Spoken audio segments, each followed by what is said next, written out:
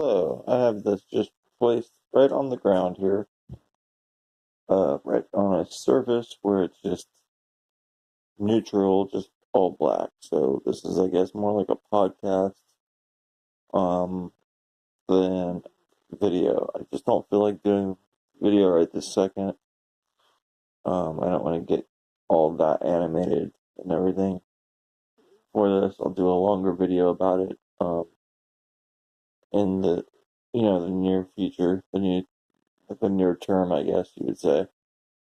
But I'm really been enjoying, uh, for the last 2, 3 years, watching the Children of the Corn movies, and I've been telling myself, oh yeah, I'm gonna do a marathon straight through. Obviously, I've seen them all, but all out of order. Um, and formally, seeing part one and going through. Um, I've basically seen them in order 2 through 6 or whatever. I think there's a disadvantage. I can't look up everything about it, but I think there's been 7 so far. But I've seen like 2 through 6 in sequence. They're not really sequence. They're all just basically whatever the filmmakers want to do with the given story of children, the devil, and possession and corn and all that. They can make a horror movie based on those principles, for all I know. Till I make a 5 or 6 hour documentary about how these movies were made. That generally seems to be the idea. You take teenagers or adults, and you put them in Gatlin, and you put them under the duress of a motley group of children that believe very intently on what they're believing. And that's basically the general idea of every Children of the Corn movie. I don't like to say things like that, like, be general about it, but people, when they do talk about these movies, they bash them in very general terms and say something that almost sounds like they're part of like a zombie cult. So here's what you'll hear a lot when you mention the Children of the Corn movies to people once you start watching them, or just in general. You'll hear people be like, "Oh, what are those?" Or be like, "Oh yeah, the first one was good," and then they all went downhill from there.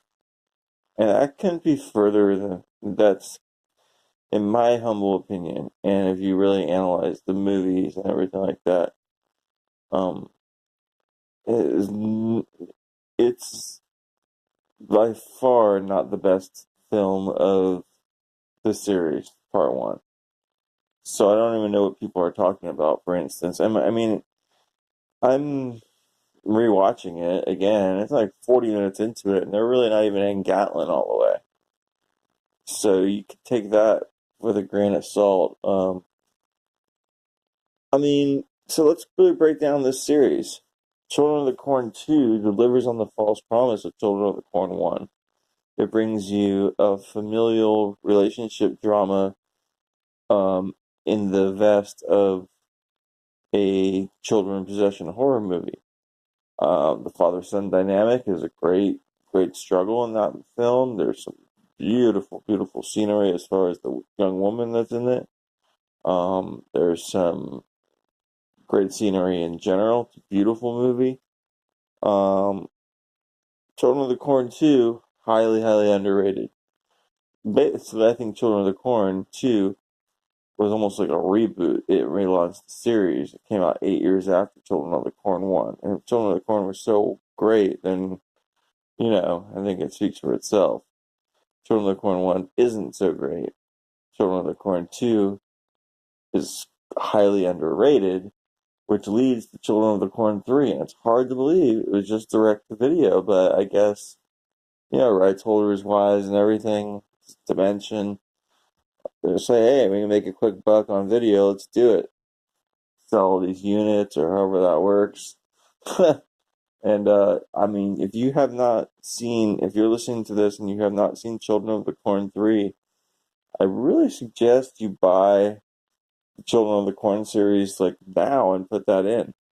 There's a little yellow and black box, Children of the Corn 2 through 6, I believe. 2 through 6 or 2 through 7. I own that. Get that. and watch these movies and really watch part three. It's one of the best horror movies of all time, or best movies of all time. And I'm not even joking around. The child actor boy was snubbed for getting nominated for it. It's really like, one of those things sometimes that sometimes people can make a really good movie that you just never hear of or never respect. That's definitely the case with Children of the Corn 3. Or, God, I've been struggling with the title lately, but I used to say it right off the top. We'll just look it up. Children of the Corn 3. I talk about these movies all the time. That's so funny. Urban Harvest, yeah, duh. Um, okay, so Children of the Corn 4. This is the one with Karen Black in it, I believe. As I'm getting it confused. And I don't dislike this one. I find it to be a pretty brutal one, a pretty, almost like a Halloween Rob Zombie version of a Children of the Corn movie. Kind of, I liked it. Kind of brutal. In retrospect, I kind of like it more than I did as watching it. It definitely has its place in the series. And then you get to Children of the Corn 5, and it's basically yet another um, aria, another great piece, another great opus, I guess you would say, of Children of the Cornness. Just so that's why when people say the series goes downhill from part one, it makes no sense because you have this magnum opus that is part three, and a magnum opus slightly lesser of an opus that's part five, and you have this monstrous semi opus that's part two. One could say is a complete opus. So when you have a series where three out of the five movies are freaking iconic in my mind, like really good horror movies, and the other two aren't trash, like Children of the Corn 4 and 1 are definitely good. I'm not trying to say they're not good. It just leads one to believe that people aren't really ever watching these movies. They're just buying them and, I mean, when I say people, I mean the movie media people. They're not. They're not watching them. They're just, oh, I have to review this Dimension movie in order to review a Miramax movie or whatever, how it worked back in the day before all these recent troubles. But hey, these have been about 8 minutes of me talking about the Children of the Corn movies. I mean, I didn't really even get to numbers 6 and 7 all that much. I don't dislike them. I mean, I don't dislike any of them. I just wanted to talk mainly more about 1 through 5 here. Part five has got one of the Zappa men, Zappa, Frank Zappa's children, I guess. That's what I'm trying to say. And then also Eva Mendes in like a very prominent role. I'll just leave it at that. Highly, highly like the movie. Highly like the um, sacrificial nature of part five. A lot going on there. Pretty deep running going on there.